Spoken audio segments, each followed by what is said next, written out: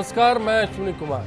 राजस्थान में बीजेपी ने प्रचंड बहुमत हासिल किया तो कार्यकर्ताओं की उम्मीद परवान चढ़ी। ऐसे हालात में जब एक साल बीतने के साथ ही सरकार का रिपोर्ट कार्ड बना तो पार्टी को वोट देने वाले ही पार्टी और सरकार पर सवाल खड़े करने लगे। शिकायत आलाकमान तक पहुंची। कार्यकर्ता को प्राथमिकता पर लेने का फरमान सुना दिया गया। ऐसे ही दौर में शुरू हुआ प्रदेश में बीजेपी मुख्यालय पर जनता दरबार।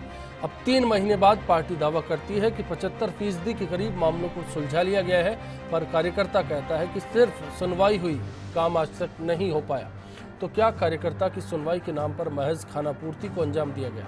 आज बिग फाइट लाइव में बात होगी बीजेपी की खास मेहमान और आपकी राय के साथ चर्चा जारी रहेगी।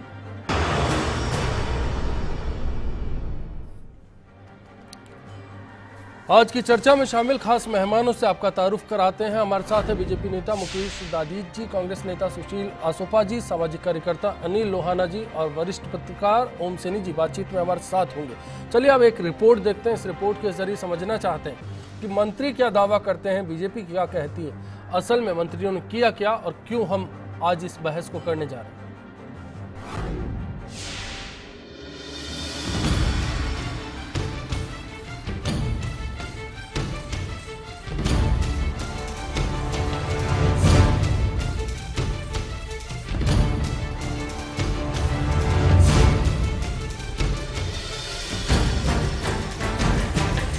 बीजेपी के प्रदेश मुख्यालय पर लगने वाले मंत्री दरबार को लेकर चर्चाएं और अटकलों का दौर जारी है। अपनी नाराजगी के चर्चे जब कार्यकर्ता आलाकमान तक लेकर पहुंचे तो पार्टी के दफ्तर पर मंत्रियों ने मुलाकात का सिलसिला शुरू किया। मकसद था कि कार्यकर्ता की नाराजगी को दूर किया जाए। पर क्या जनसुनवाई का मकसद पूरा हो पाया? क्या कार्यकर्ता जिन मुद्दों को लेकर यहां पहुंचे उनका निपटारा हो पाया? अगर पार्टी के आंकड़ों की माने तो बीते 3 महीने में करीब 3300 परिवेदनाएं मिली हैं, जिनमें से 75% मामलों का निस्तारण किया जा चुका है। लेकिन इसे समझा जाए तो करीब 90 दिन के इस दौर के बीच मंत्रियों ने पार्टी के दफ्तर पर 4 मई से बैठने का सिलसिला शुरू किया था, जिनमें से 42 दिन ही मंत्री यहां पहुंचे। मतलब 3 महीनों के दौरान 50% दिन भी पूरे नहीं हो सके। बीजेपी के दफ्तर पर बैठने वाले मंत्रियों में से 13 काबीना, 7 स्वतंत्र प्रभार और 5 राज्य मंत्री के दर्जे वाली शख्सियतें थी, जिनके पास सबसे ज्यादा तबादलों के मामले आए। इसके बाद पानी की कमी, पुलिस से नाराजगी, डॉक्टर्स की कमी जैसे मसलों को भी यहां सुना गया। पार्टी कहती है कि हर मामले पर रिपोर्ट मुख्यमंत्री से लेकर पार्टी के प्रदेशाध्यक्ष तक को भेजी जाती है। इसका रिपोर्ट कार्ड भी तैयार होता है। तो क्या पार्टी ने खुद का अपना रिपोर्ट कार्ड तैयार कर लिया? इसे समझने के लिए 25 मंत्रियों की बीजेपी मुख्यालय पर मौजूदगी को समझना होगा। ऐसे में जाहिर है कि अच्छा प्रदर्शन 25% के ही खाते में आता है।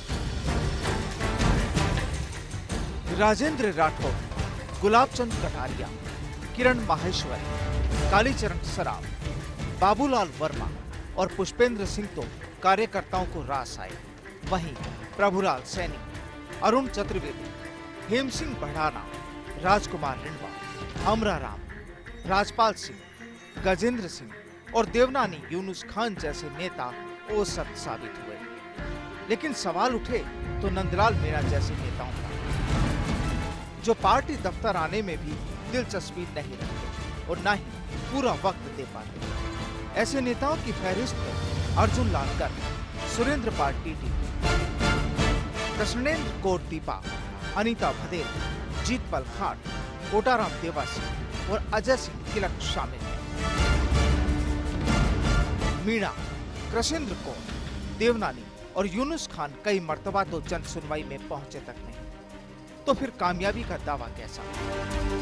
जाहिर है कि बीजेपी के दावे के हिसाब से प्रदेश के हर हिस्से से फरियाद लेकर लोग यहां आते थे, मगर कितनों की मुराद पूरी हो पाई?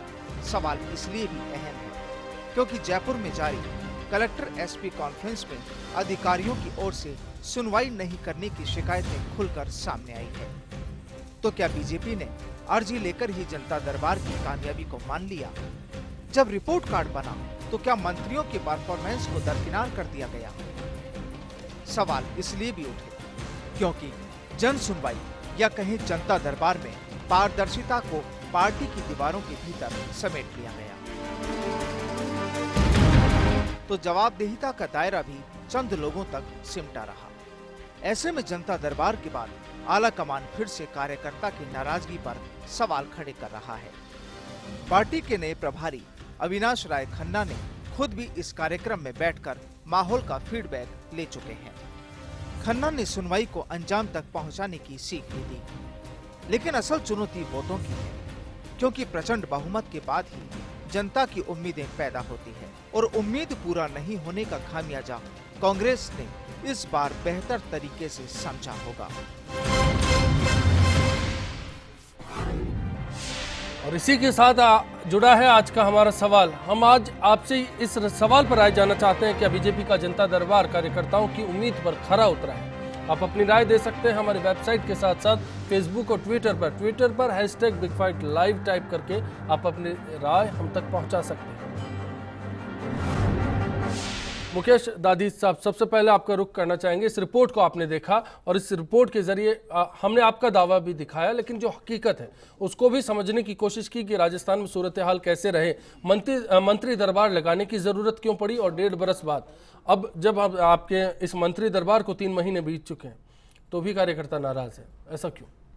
अश्वनी जी, मैं शुरुआत करना चाहूँगा। हमारी सरकार बनी, माननीय मुख्यमंत्री जी संभाग के जिलों में गई और संभाग तक जनता को उन्होंने सुना और उस कार्यक्रम को उन्होंने 3-4 संभाग हुए, बाकी संभाग भी होने बाकी हैं। ये जो कार्यक्रम है स्पेसिफाई जो जनता दरबार है, मैं ये कहना चाहूँगा ये हमारे कार्यकर्ताओं की सुनवाई का कार्यक्रम 11 से 1 बजे तक। मैं खुद भी रहता हूँ उसमें। मैंने भी कहा आम जनता की तो यहाँ एंट्री नहीं है। मैंने भी कहा कार्यकर्ता आए, कार्यकर्ता नाराज थे। मैं इसलिए कहना चाहूँगा, वो लोग थे जो वोट दिए थे बीजेपी को। मैं ये कहना चाहूँगा कार्यकर्ता कोई नाराज नहीं है। कार्यकर्ता अपनी समस्या को लेके आता है। विभिन्न प्रकार की समस्या होती हैं, उन सारी समस्याओं का ऐसा कहीं कोई नहीं है कि 1 मिनट में सारी चीज़ों का समाधान है। मैं आपको कहना चाहूँगा जहाँ तक ट्रांसफर्स की बात है, मोटे तौर पे कोई बात आता है, ये विषय निश्चित रूप से ये आना भी चाहिए। इस बार के जितने भी स्थानांतरण हुए हैं उन सारे स्थानांतरण में जन सुनवाई में जो आए हैं ट्रांसफर्स के मैटर, कार्यकर्ताओं के भाई है, परिवार के लोग है, जो भी है, मैक्सिमम उन लोगों के काम हुए हैं और विद रिकॉर्ड है वो, है ना। केवल सुनी सुनाई बातों पे आप विश्वास मत करिए, जो क्योंकि प्रैक्टिकल चीजें तो प्रैक्टिकल रहेगी, जो देखा हुआ काम है। अब उसमें से सामान्य तौर पे जिन मंत्रियों को आपके चैनल ने या जो फीडबैक आपके पास उसके आधार पे काम दिखा है, 90 दिन में से 42 दिन इसलिए काम हुए कि 3 दिन तो लगता ही नहीं है। 3 दिन इसलिए लगता, बाकी लोग अपने अपने क्षेत्र में जाएं, काम करें, दूसरे काम भी है सरकार के उनमें भी करें। बाकी 4 दिन लगातार कंटिन्यूसली मंत्री बैठते हैं, लोग आते हैं, उनकी सुनवाई होती है। कुछ चीजें ऐसी होती है जो तुरंत फोन पे द्वारा देरी से आते हैं, कभी मंत्री नहीं आ पाते, कभी कार्यकर्ता 11 बजे 11 बजे सब लोग आते हैं। हो सकता है 10-5 मिनट कोई मंत्री लेट से उठते हैं, लेकिन 4 मंत्री जब बैठते हैं उनमें से 3 लोग अगर मौजूद हैं तो इसका मतलब ये नहीं है कि उसी से पर्टिकुलर काम है। तो जो जिसकी तो आप अपनी पार्टी का दावा बरकरार रखना चाहते हैं? 75% लोगों का काम हो गया, आप ये कहना चाह रहे हैं? मेरा कहना ये है कि इस कार्यक्रम ने माननीय मुख्यमंत्री जी और प्रदेश अध्यक्ष जी की जो मनसा थी, उस मनसा के अनुरूप कार्यकर्ताओं में जो गांव ढाणी में बैठा हुआ कार्यकर्ता था, उसको कहीं ये लगता था कि मुझे मंत्रियों से मिलने में परेशानी है, उनकी सुनवाई होना शुरू हुई है, उसकी जवाबदेही हुई है। मैं आपको बताता हूँ, मेरे साथ 4 मंत्री बैठते हैं, हमने उनको लिखित में पूछा है, उनके जवाब भी हैं कि हमने इन कार्यकर्ताओं के हमारे पास आवेदन आए थे, ये काम हमने कर दिए, ये काम यहाँ प्रोसेस में। मैंने खुद उन कार्यकर्ताओं को चिट्ठी लिखी है कि संबंधित जगह आपकी फाइल है, संबंधित व्यक्ति से आप संपर्क है। तो काम का एक प्रोसेस शुरू है, उससे निश्चित रूप से सुशील आसोपा साहब, मंत्री दरबार को हम समझ चुके हैं। मंत्री दरबार को लेकर हमारा क्या आकलन है और क्या आकलन बीजेपी का दावा कहूंगा बेहतर होगा वो रहा है। अब मैं जानना चाहूंगा कि कांग्रेस इसको किस तरह से देखती है। इन्होंने ये दरबार जो लगाया, पहले तो इसका नाम दरबार ही अपने आप में ऐतराजपूर्ण है। ये सामंती युग तो रहा नहीं, डेमोक्रेसी का युग है, उसमें आप दरबार का नाम ले रहे हो। चलिए, दरबार चलते 3 महीने हो गए, अब तो कम से कम कांग्रेस इस पर बोले तो बेहतर नहीं है। दूसरी बात ये कि अभी आपके टीवी में आ रहा था कि साहब स्क्रीनिंग हो रही है, दरवाजा तो बंद है बीजेपी कार्यालय का, साइड के गेट से पूछ पूछ के एंट्री हो रही है। और समाचार पत्रों में हमने पढ़ा कि आपके मंडल अध्यक्ष, जिला अध्यक्ष से लिखित में सिफारिश आएगी, तब जाकर के उसकी वहाँ सुनवाई होगी। जिसकी मंडल अध्यक्ष ने या जिला अध्यक्ष ने सिफारिश नहीं करी, उसको बेरंग वापस लौटा दिया। अब उस कार्यकर्ता ने तो वोट तो दिया है, कार्यकर्ता नीचे का लेवल पे है, लेकिन वहाँ मंडल में हाजिरी भरो पहले, ये तो एक बात होगी। मैं तो बात ही दूसरी कह रहा हूँ, क्योंकि 3300 अर्जियाँ 90 दिन में आई है, उसमें अधिकांश ट्रांसफ़र की है। जो आप 1.5 साल में अपने 3300 लोगों के ट्रांसफ़र नहीं करवा सके या 3028 के नहीं करा सके, तो आप शासन में किस प्रकार से उनको संतुष्ट करना चाहते हैं? क्योंकि राजनीतिक पार्टी तो आप क्या कहना चाह रहे हैं? कार्यकर्ताओं को भी संतुष्ट करना महत्वपूर्ण है जी। ये तो कार्यकर्ताओं को सोचना है कि ऐसी पार्टी के प्रति निष्ठा रखे मतलब हुए हैं, जैसा आपने किया वैसा ही बीजेपी करती है, ऐसा? हम अगर आपने कार्यकर्ताओं को संतुष्ट किया होगा। देखिए, ये तो एक बात हुई। अभी दूसरी बात इनके तो इम्पोर्टेंट ये है, दरबार है। दूसरी बात इम्पोर्टेंट ये है जी कि एक कार्यकर्ता का कोई ट्रांसफर इम्पोर्टेंट है या एक किसान के ऊपर 11 केवी की लाइन गिर जाए? मेरे ख्याल से हम इस बहस को कहीं और ले जाएंगे। आसोपा साहब, मैं ये जानना चाहता हूँ कि मंत्री दरबार लगा, कार्यकर्ताओं की सुनवाई का दावा हुआ और बीजेपी 5 मिनट की रह जाएगी। नहीं, निश्चित रहिए, 1 घंटे में भी हम बात करेंगे और सवालात का सिलसिला जारी रहेगा। मैं ये जानना चाह रहा हूँ कि क्या कार्यकर्ताओं की सुनवाई को लेकर बीजेपी ने जो दावा किया है उसको पुख्ता कहा जा सकता है? पहली बड़ी बात। दूसरी बड़ी बात, क्या बीजेपी ने इतने काम करवा दिए होंगे? दूसरी बड़ी बात। और तीसरी बड़ी बात कि बीजेपी कहती है कि इस तरह से हम कार्यकर्ताओं की नाराजगी को कम करते जा रहे हैं, आला कमान अब खुश है। बेसिकली कार्यकर्ता उन तक पहुंच नहीं पा रहा है साहब, मैं आपको ये बता। हाँ, ये बात भी ना, 3300 एप्लीकेशंस आना अपने आप में ये दिखाता है कि कार्यकर्ता पहुंच नहीं पा रहा। एक बात। दूसरी बात ये है कि वो सुनवाई करता है। दूसरी बात सबसे बड़ी है, त्रिस्तरीय सुनवाई है ये। नहीं पहुंच, मैं कह रहा हूँ पहुंच नहीं पा रहा है। उसका कारण ये है कि वो अपने लोकल इश्यूज में, अपनी महंगाई में, अपनी पानी में, बिजली में, अपनी स्कूल में 17,000 स्कूलें बंद हो गई, बच्चे की पढ़ाई कहाँ करानी है, उसमें व्यस्त हो गया है, उसमें परेशान है, इसलिए वो यहाँ तक पहुँच नहीं पा रहा है। अगर इनको सुनवाई करनी है और सीरियसली करनी है तो मंत्रियों को भेजिए जिला स्तर पे और तहसील स्तर पे और वहाँ सुनवाई कराइए। देखिए, भीड़ उमड़ पड़ेगी। वो तरीका नहीं है। ओम सैनी जी, आप क्या कह रहे हैं? ऐसे हैं जो काम भी चाहते हैं मौके। अश्वनी जी, ये महत्वपूर्ण ये है कि सामान्य जन से की जो मिलने का सिलसिला था वो तो संभागीय स्तर पर मंत्रिमंडल जाकर के मिलता रहा और उसके परिणाम मेरे को लगता है कि अच्छे नहीं रहे।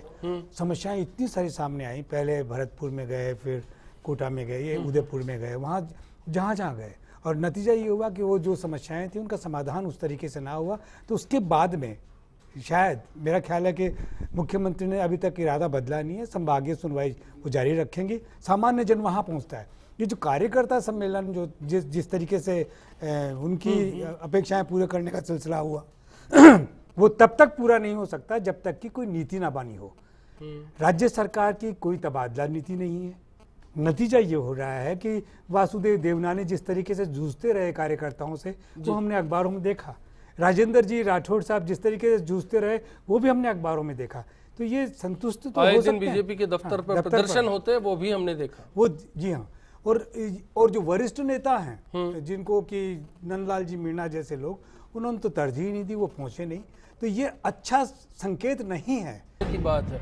मंत्री दर्शन तक ही कहीं वो कार्यक्रम सिमट कर नहीं रह गया। मंत्री दरबार मंत्री दर्शन तो नहीं बन गया, सवाल ये भी है। ब्रेक के बाद भी चर्चा करेंगे, आप देखते रहिए, बिग फाइट जारी है।